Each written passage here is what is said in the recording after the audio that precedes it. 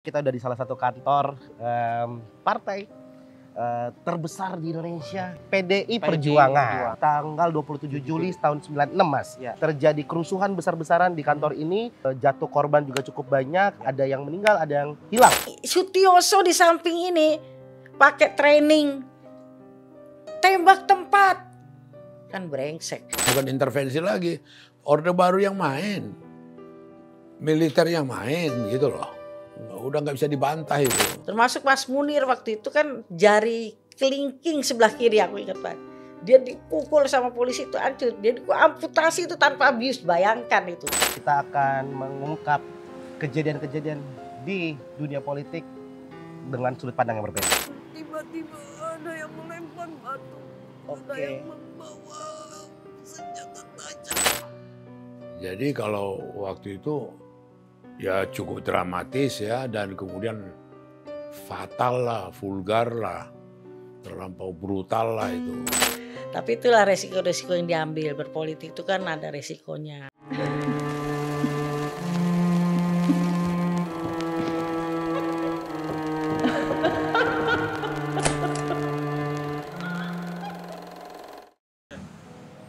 Selamat datang kembali di Mistik Misteri Politik bareng sama gua Gian dan Mas Yus. Episode kali ini, Misteri Politik akan menelusuri tragedi pilu yang menyayat hati. Tragedi ini merupakan dampak dari gejolak politik yang terjadi di tanah air.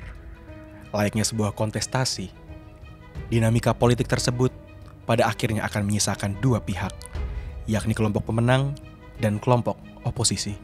Namun yang disayangkan, dalam beberapa momentum, kompetisi adu pengaruh dan perebutan kekuasaan ini terkadang memakan korban jiwa yang tidak sedikit. Salah satu yang masih membekas di ingatan rakyat Indonesia, yakni tragedi Kuda Tuli, atau yang lebih dikenal sebagai kerusuhan 27 Juli.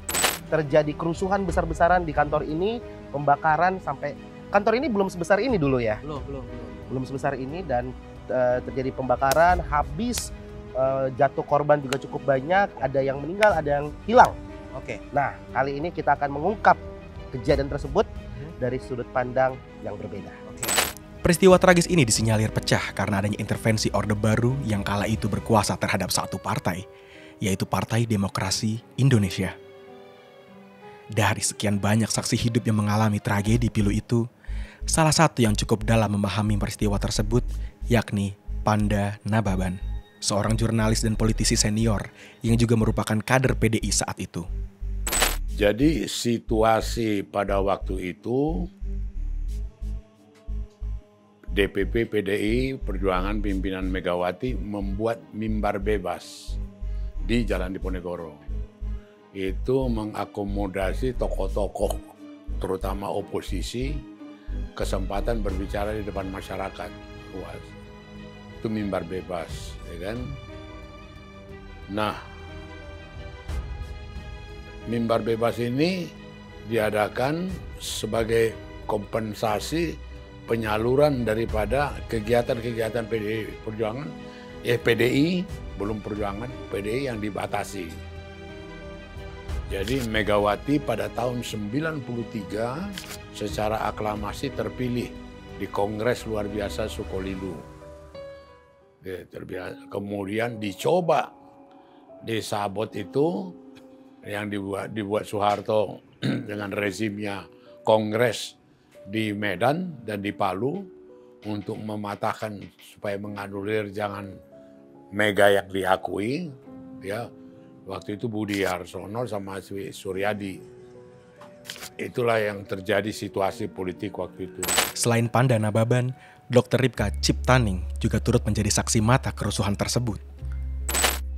Ya, aku kan kebetulan di struktur partai sebagai ketua DPC PDI Perjuangan, waktu itu ketua DPC Promek, ya masih Promega, Kota Tangerang. Ya, karena hasil perpecahan antara PDI Suryadi dengan Megawati. Waktu itu saya langsung menentukan kaki saya ada di Megawati. Kami waktu itu ada 17 struktur, yang 11 lari ke Suryadi, kita tinggal 6. 6, yang 3 takut tiarap. Dulu kan emang sangat represif, sehingga kalau ikut Mega itu kan dulu resikonya kalau bekerja pasti dipecat, kalau punya usaha pasti ditutup. Ya, jadi nggak ada yang mau lah ikut Megawati. Nggak seperti sekarang, kalau ikut Mega bisa jadi wali kota, bupati, gubernur, presiden kan gitu ya. Kalau sekarang enak banget masuk PDI ini kan. Kalau dulu ada risikonya gitu, jadi nggak ada yang mau lah. Tapi itulah resiko-resiko yang diambil. Berpolitik itu kan ada resikonya. Penyerbuan itu hari Sabtu. Pada malam itu kita kumpul semua di Kebagusan. Memang sudah ada informasi mau diserbu. Artinya tanggal 26 malam. Iya, udah ada informasi ke kita mau diserbu. Perlu kesiagaan, perlu ini, dan kemudian sebelum ini di situ sudah ada memang Satgas PDI Perjuangan yang menjaga, yang dipimpin oleh Yakub Nawawea. Yakub Nawawea ini dia juga komandan Satgas waktu itu. Itulah peristiwa malam itu kita mempersiapkan kesiagaan terhadap kemungkinan terjelek gitu loh. Wanita yang akrab disapa Mbak Ning ini ialah seorang kader PDI pro Megawati yang kala itu berperan mengevakuasi dan mengobati korban kerusuhan. Malam 27 Juli itu informasinya jam 2 itu Mbak Mega mau datang ke sini. Malam 26 Juli berarti. 26 Juli malam. Ya, jam 2-an lah mau datang, tapi nggak jadi informasinya. Waktu itu aku sempat pulang ke Tangerang. Tiba-tiba dulu kan belum ada HP tuh, pager ya, Starco lah ya. Tiba-tiba pagi-pagi jam 5-an lah, ya, aku dapat informasi DPP kita diserbu.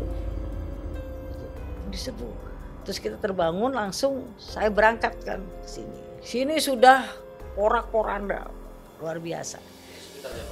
Saya sampai sini jam 6.15 menit kalau nggak salah.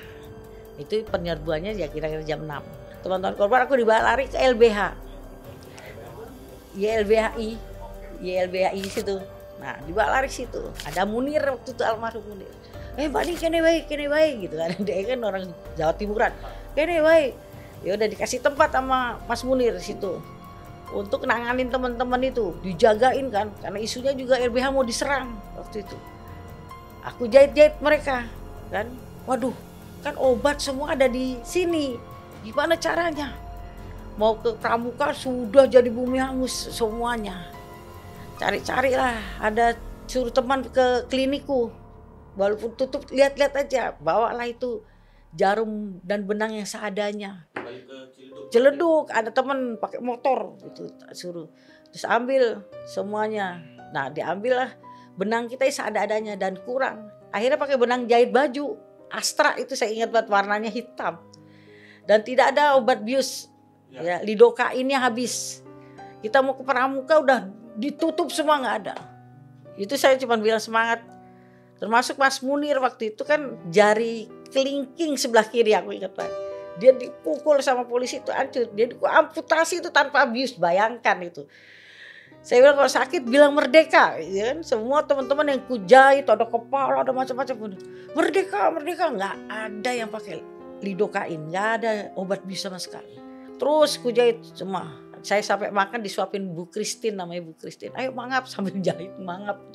Udah pokoknya seadanya, boro-boro di steril. Nggak ada di steril, nggak ada alkohol, nggak ada. Pokoknya udah air panas, udah main hajar aja. Dari data penyelidikan Komnas HAM, diketahui ada 5 korban yang harus rela meregang nyawa dan 23 korban ikut hilang. Selain itu, ada pula dampak kerugian material akibat kerusuhan yang ditaksir mencapai 100 miliar rupiah. Atas dasar penyelidikan tersebut, kerusuhan 27 Juli juga ditetapkan sebagai salah satu kasus pelanggaran HAM berat, sebab negara dianggap lalai menjadi penengah dan pelindung bagi rakyat. Sebenarnya kalau misalnya kita coba lihat ya, ini kantor asalnya itu sebenarnya nggak di sini, tapi mungkin di agak sebelah sana. Oke. Agak sebelah sana. Ini rumah gitu. Oke. Gambaranku rumah. Sekitar jam 6 tiba-tiba konvoi datang. Oke. masa dari PDI pendukung Suryadi itu kemudian masuk ke tengah-tengah orang yang sedang duduk atau sedang beristirahat dari mimbar bebas, itu kemudian datang dan mulai berteriak-teriak kasar, menyuruh orang-orang PDI Mega itu untuk keluar. Gitu. Saya waktu penyerbuan itu berada di lokasi, ya kan, saya berada di lokasi dan beberapa orang kami ada di situ. Kita saksikan turun dari truk, terus pakai ikat-ikat kepala PDI, kemudian baju PDI gitu loh. Tapi sepatu Keds, sepatu tentara, sepatu bot tentara, celananya juga celana tentara, tapi jaket PDI gitu loh. Mereka lempari, mereka ini segala macam dulu lah. Mereka ini siapa? Ya mereka ini ya, kalau kita lihat itu tentara, tapi berpakaian PDI gitu loh. Kan kelihatan posturnya, apanya kelihatan lah. Jadi berarti ada intervensi dari Orde Baru pada saat itu? Oh sangat keras, sangat bukan intervensi lagi, Orde Baru yang main. Ada betul, bagaimana nggak intervensi penguasa. Orang Koramil kalau jadi PDI Promek semua dipanggilin ke Koramil, ditakut-takutin, yang usaha ditutup. Ya semuanya nggak ada yang berani lah ikut Mega waktu itu. Jadi saya nggak bisa bayangkan bisa mati di tempat itu. Mbok Ti yang biasa bikin kopi sama kita, bikin masa itu diserbu kayak begitu, gue nggak bisa bayangin tuh. Akibat huru-hara kerusuhan, gedung DPP PDI luluh lantak. Emosi antara oknum provokator dan barisan pendukung PDI pro Megawati yang melindungi kehormatan partai beradu tanpa henti. Ya kau bisa bayangkan kamar kerja berantakan, ya kan? Yang namanya kan di samping mejanya Mega itu kan bendera merah putih sama bendera PDI. Itu semua sudah tergelak di lantai, ya kan? Kemudian peralatan-peralatan dapur tumpah ruah, kemudian meja rapat redaksi, rapat partai terbalik, ya kan? Ya betul-betul bukan saja centang perentang, ya udah tragis lah, menyedihkan lah. Kalau huru-hara terjadi di sini memang nggak terlalu tahu, tapi setelah itu ya namanya waktu di LBH itu juga ada seorang ibu yang tiba-tiba saya sedang menjahit, dia peluk kaki saya, dia bilang astagfirullahaladzim Mbak Ning, ada itu orang di selokan itu dia mati gitu kan. Semua kan dulu ada blambir itu kan, di blambir udah mati, ini apinya kok masih disemprot-semprot katanya. Dia nyemprotin darah. Ibu yang sumi itu biasa kalau kita lagi ada mimbar bebas orasi itu sering datang ibu itu. Terus saya peluk aja, udah diam aja, ini situasinya panas gawat saya gitu. Iya udah nangis. Jadi kau bisa bayangkan kantor partai di jantung ibu kota. Itu di jantung ibu kota loh, bukannya di Ciputat atau bukan di Leduk atau di jantung loh, gitu lah, dipertontonkan begitu.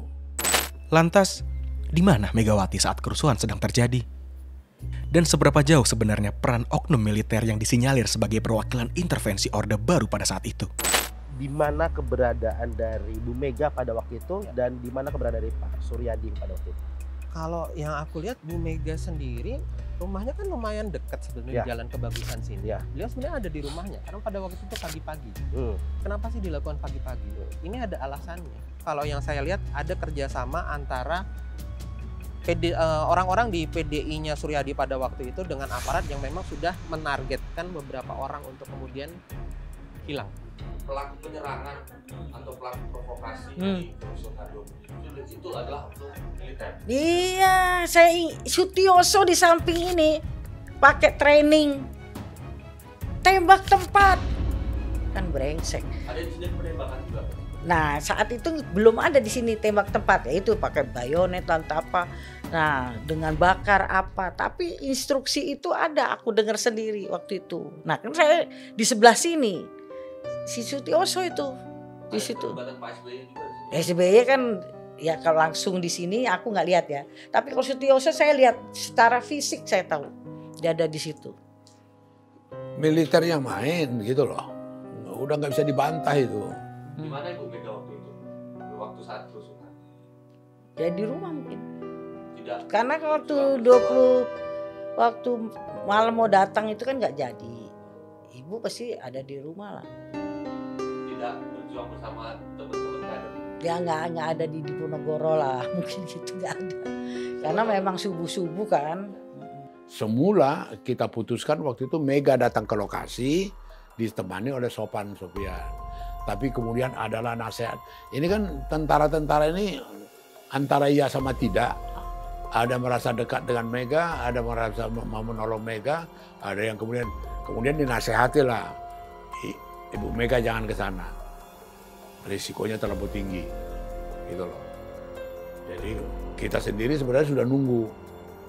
Ada waktu itu skenario masuk dari Jalan Talang dalam Pegangsaan Timur itu, ya kan, dan Manggarai tembus ke situ, kan. Ada yang kemudian dari Diponegoro, dari apa sana, Rumah Sakit Cipto, ya kan. Tapi itu di Jakarta. loh, ya bukan soal di Jakarta, dia malamnya kita yang berunding mempertahankan kalau ada serbuan. Ya, Mega ada, gitu loh. Hingga kini, keadilan untuk para korban masih jadi misteri. Sulit untuk diucap, tapi harus diakui bahwa tragedi ini adalah rekam jejak kelam demokrasi Indonesia. Selain mencoba mengungkap fakta dan realita kejadian, tim Komisi.co juga mencoba mengupas kilas balik kejadian serta fakta lain lewat sudut pandang supranatural. Bertolak menuju lokasi kerusuhan di Jalan Diponegoro Menteng, tim liputan Komisi.co menemukan beberapa fakta tragis yang menyayat hati. Jalanan inilah yang menjadi saksi dari pertikaian, dan jalanan ini juga yang menjadi saksi banyaknya tumpah darah yang terjadi di 27 Juli tahun 96 itu. Bayangkan saja, aku ada lihat gambaran ada sosok yang sebenarnya merupakan korban yang jujur sampai sekarang dia masih ada di sini. Secara energinya masih ada di sini. Secara energi masih ada di sini. Sepertinya belum tenang. Jadi kalau menurut gambaran aku lihat dia kulitnya sawo matang, perawakannya tinggi kurus gitu, kemudian pakai kemeja, ada celana panjang, ini kancing ada kebuka dua, terus ada kumis dan matanya lebar, rambutnya kayak agak ikal gitu, pendek belah samping. Tapi di sininya itu kayak gitu, darah keluar, mungkin kena lemparan batu atau gimana gitu. Jadi kepalanya kayak pecah, terus ada darah ngalir kayak gitu, basahi ini. Ini ada aku lihat di sekitar sini tadi gitu. Ya kalau bisa dibilang, dan dia juga bukan satu-satunya, ada juga beberapa gitu kondisi orang yang meninggal di sini dan memang belum tenang. Ada yang kena sabetan sajam, kemudian ada yang juga mati karena ditusuk. Jadi pada waktu itu sangat brutal sekali sih kalau aku lihat gambarannya ketika masa menyerbu itu. Rasanya kalau dirasa-rasa sekarang malah kejam sekali ya. Sangat kejam. Sangat kejam. Oke. Mungkin kita akan melakukan mediumisasi ya, untuk mencoba untuk mencari tahu lebih dalam lagi. Mungkin dari biasanya kita energi-energi yang masih ada di sini, kita coba mediumisasi sehingga mungkin kita bisa mendapatkan penjelasan yang berbeda dari sudut pandang yang lain tentang apa yang terjadi di tanggal 27 Juli tahun 96. Dan kali ini kita akan dibantu oleh teman-teman dari Indigo School. Ya, betul. Silakan siapa Mas? Oke, mungkin saya boleh panggil tim saya. Buat tim Indigo School. Silakan Mas. Silakan. Di tengah Mas. Oke, ini Dedi, ini Mbak Anita. Oke, aku akan coba tarik energi residual orang yang mungkin pernah menjadi korban di sini, dan nanti akan dibantu oleh teman saya Dedi untuk kemudian memasukkannya ke tubuh Anita. Nanti di situ kita akan coba tanya kira-kira dia siapa dan apa yang dia tahu tentang kejadian pada waktu itu. Oke, Mas Dedi, saya bantu ya, kita tarik ya.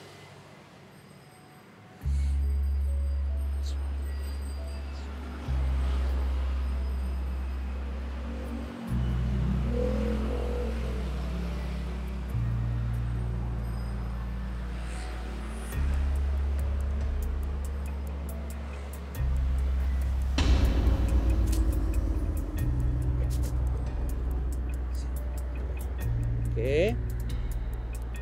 Ini siapa? Sulis. Sulis. Oke, Sulis. Sulis apakah yang meninggal di sini? Iya. Iya, oke. Kamu asalnya dari mana? Asal Lamongan. Asal, oke, Lamongan, oke. Apa yang terjadi waktu itu di sini? Saya ikut aksi Ikut aksi, oke. bersama teman-teman. Bersama teman-teman, kamu ikut aksi di sini, baik. Lalu, bagaimana kamu bisa kemudian sampai menjadi korban? Banyak kericuan, kami terpencar, ada provokasi dari dalam, dan tiba-tiba ada yang melempar batu, ada Oke. yang membawa senjata tajam. Oke, baik. Ada yang bawa senjata tajam. Kamu kena di mana? Kamu kena di mana? Oh, kamu kena di. Tahu-tahu sudah merasa sakit Oke, kepala saya. oke, baik. Kamu tahu-tahu udah merasa sakit di kepala, terus. Oke. Lalu, Saya jatuh terinjak-injak teman-teman yang lain. oke, kamu jatuh terinjak teman-teman yang lain di situ. Baik.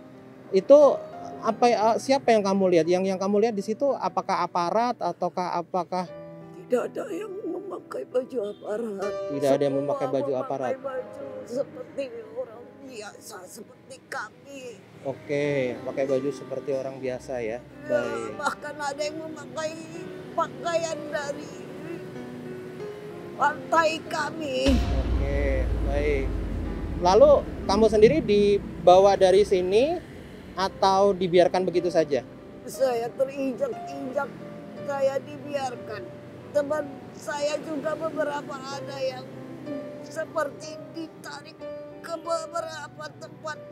Saya melihat banyak kerumunan yang akhirnya terpecah. Oke, baik. Tunggu dulu. Kamu tahu tentang orang-orang hilang nggak? Kamu tahu tentang orang-orang hilang nggak? Saya suka melihat beberapa mobil yang tiba-tiba membuka pintu dan menarik beberapa orang. Oke, baik. Jadi ada tiba-tiba mobil datang, ada menarik beberapa orang. Lalu orang-orang itu gimana nasibnya? Kamu tahu nasibnya orang-orang itu? Tidak tahu. Tidak Ada tahu. beberapa saya melihat teman saya juga yang rekan-rekan dari alma mater dan ada yang dari partai. Oke, baik. Kamu sendiri waktu meninggal usia berapa? 23. Oke, 23, baik. Oke, Pak Sulis, terima kasih ya sudah memberikan keterangan. Saya cukupkan, semoga damai. Mohon maaf, saya keluarkan.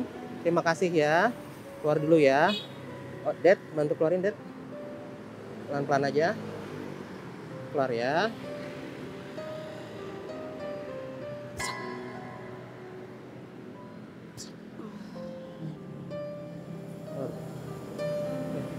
Lewat metode supernatural, kepedihan korban tersampaikan. Tak ada niatan mengurangi rasa hormat terhadap korban jiwa yang meregang nyawa. Terlepas pula dari sudut pandang religius masing-masing orang, penelusuran lewat metode supernatural atau metafisik ini hanya ingin mencari tahu apakah keadilan sudah berpihak pada korban.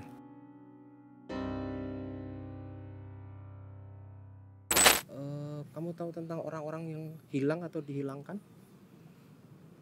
Saya cuma melihat beberapa teman-teman yang pada saat kejadian itu berlari ketakutan. Kalau merasa bersalah, ya bersalah dalam arti kata seharusnya bisa lebih bertanggung jawab lagi. Kalau dari negara ada pertanggungjawaban? Dari negara nggak ada. Belum lah, belum ya. Kalau aku lihat belum. Miris nggak sih, Mbak? Miris lah. Miris, ya itu masih harus diperjuangkan keadilan itu.